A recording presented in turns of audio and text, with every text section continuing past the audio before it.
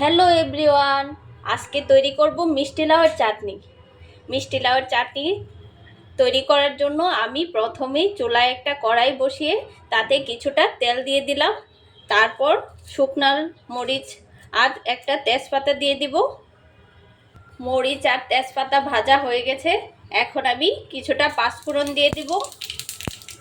পাঁচফোড়ন লাল হয়েছে, এখন আমি মিষ্টি লাউগুলো টুকরা করে রেখেছি এগুলো দিয়ে দিব।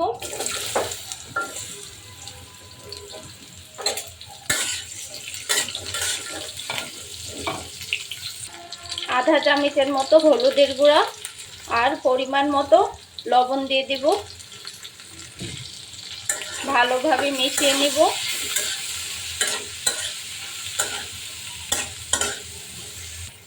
কিছুটা তেঁতুল দিয়ে দিব। একটু সামান্য জল দিয়ে আমি ঢেকে দিব। ঢাকনাটা তুলে নিব।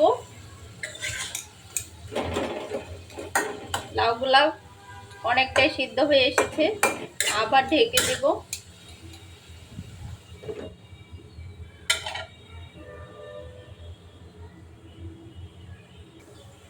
আবার ঢাকনাটা তুলে নিব। এখন কত সুন্দর সিদ্ধ হয়ে গিয়েছে। এখন আমি একটি ম্যাশারের সাহায্যে একটু ম্যাশ করে নিব।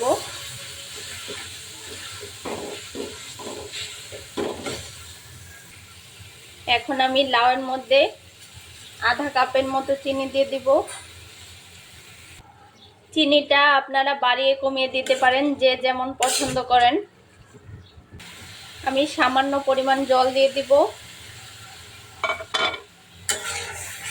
তৈরি হয়ে গিয়েছে আমাদের মজাদার চাটনি। এখন চুলাটা বন্ধ করে দিব। এই বন্ধ অবস্থায় আমি একটু ভাজা মশলা দিয়ে দিব। কিছুটা ভাজা মশলা দিয়ে আমি ভালোভাবে মিশিয়ে নিব।